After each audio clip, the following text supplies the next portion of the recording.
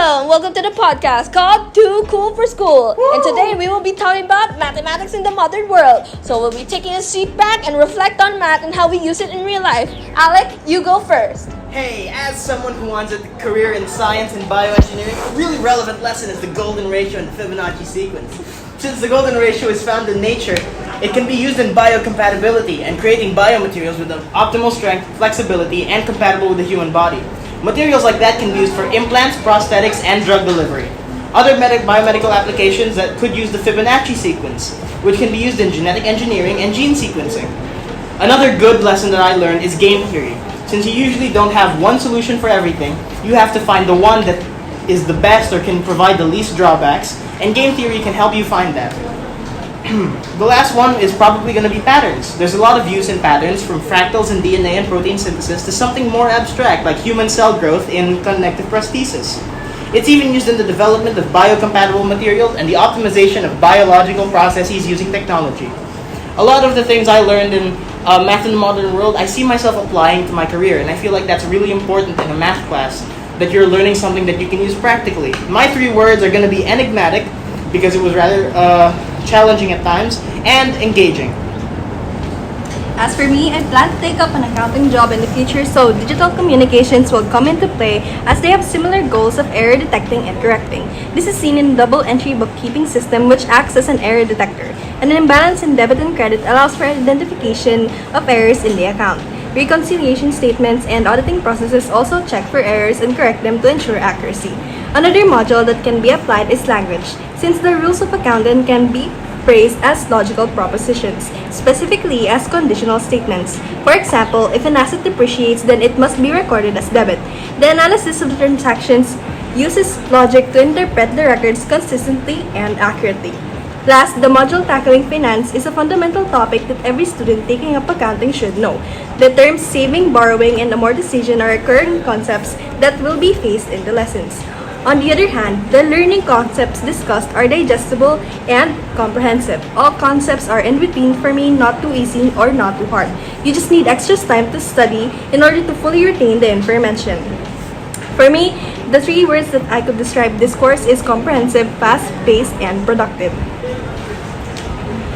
As for me, I want to take a job inclined with my current major, which is related to international relations. I think that social choice theory is important in this field of work as it concerns politics and how it could protect the relationships of 2 countries concerned. It also helps in understanding how countries with different interests form coalitions to achieve common goals in international agreements. Math for efficiency is effective in optimizing resource allocation, like foreign aid. And lastly, coding theory and cryptography are essential for securing diplomatic communications and protecting sensitive information from possible cyber attacks. And I've never been good at math, so I had a difficult time catching on with some of the lessons. One of the hardest ones for me was math and finance, and one of the easier ones was social choice theory. I think that the lessons are relatively easy to learn if a person is willing to make the effort to try and understand the concepts better. And lastly, if there are 3 words that best describe my experience with this course, they would be complex, expeditious, and practical. As for me, I have advertising management as my course, so I can apply to advertising management mathematics as language because it can help me form more concise cause and effect reasoning that can be used for researching trends and creating promotional taglines. An example of this is looking for cause P that leads to trend Q. So that is an example of applying a conditional statement to researching trends, and saying that product P can lead to desirable effects Q is an example of applying a conditional statement to making a promotional tagline. As for mathematics as finance, amortization can be used in advertising because sometimes a bank or a product would advertise a plan or a promo. So understanding and having a grasp of how it works will help me know and how to understand it better. So, example, same companies like Globe and Smart would have a promo where they would let their users obtain an iPhone in exchange for a plan. So that is an example of amortization payment. And as for efficiency, because my course is advertising management, the management part of advertising management can be used can mathematics as efficiency be used, as it can help me allocate resources in the best possible way. Like for example, linear programming teaches me the best way to allocate resources with limited time or something like that. Because there are constraints. So best possible solution under constraints. So as for assignment problem, it teaches the best way to allocate jobs to employee. And as for transportation problem, it helps transport equipments like lights, etc. from manufacturers or retailers to the advertising studio. So it's the best way, just like the shortest path as well.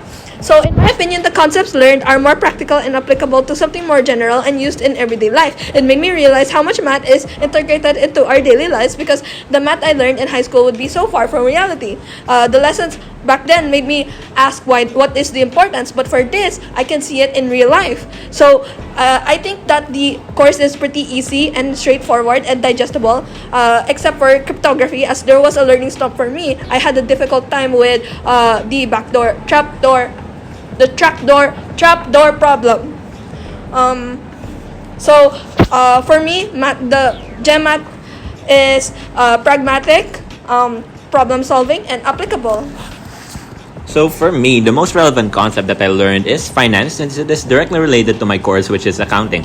I will definitely bring the things I learned to my next subjects in accounting and in my future endeavors as a certified public accountant or as a businessman, specifically for investing stocks and bonds, because these are common concepts in the field of business. Gaining knowledge and experience through the stock market trading, through the activities in Gmat, can be really helpful if I ever meet a situation where I need to have knowledge on these topics, or if I need to make trading decisions for companies, because you never know when these skills can come in handy, just like the Investagram activity that we did earlier in the semester. Cryptography is also pretty useful because knowing how transactions are encrypted and decrypted can really be helpful information for security purposes. It also really helps to know the concepts behind the things around you, because it doesn't really matter if it's trivial or important, because the goal is to make the environment easier to ease into and understand. Cryptography also applies to the field of accounting and business management, and knowing how to have a deeper understanding of it and how the whole process works enables me to know when something goes wrong and pinpoint where issues start. I can also use concepts in nature and arts in the field of business, specifically in marketing or designing, because whether it's for creating creative marketing posters or attractive product designs, nature and arts are always present in the business arena, because creativity and uniqueness are also some of the key factors to business success. In terms of concepts that were too easy, it would be logic, because logic, you don't really need good memorization skills for logic, you need common sense. And for isometry, you just need to understand shapes, how they move and interact with each other to form more complex patterns. However, it's like in terms of too difficult, I would choose cryptography, because I did have a hard time with the trapdoor function. So if I had 3 words to describe the course, it would be useful, insightful, and understandable. That's it. Thank you for listening to Too Cool for School.